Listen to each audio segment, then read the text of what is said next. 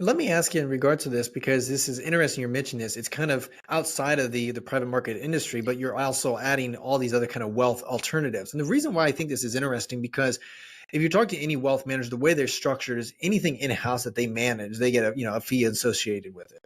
But a lot Hmm. of times, I've actually talked to a lot of wealth managers, and they may have a lot of doctors that may be interested in the private markets, but they're not incentivized to connect and collaborate and give this kind of and channel this down to a lot of their clients, mainly because anything outside of their kind of AUM assets in their house, they don't get compensated on it.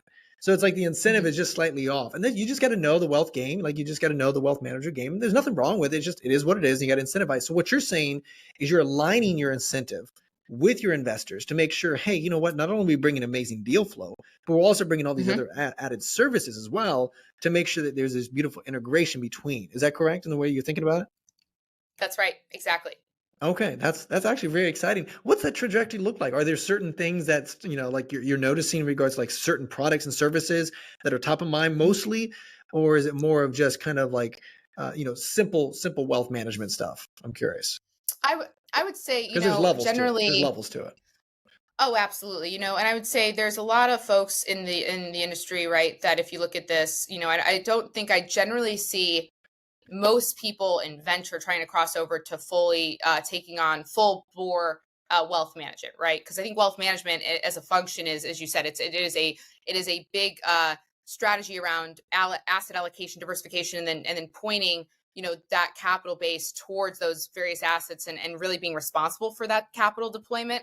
I would say various forms of tax efficient structures, jurisdictional structures, also just income generating structures, both between the sides of how venture sees an asset, but also further kind of fueling the growth of these companies, right? So I would say, you've got a lot of companies these days who really need to fuel purchase orders, right, for inventory and purchase orders for merchandise.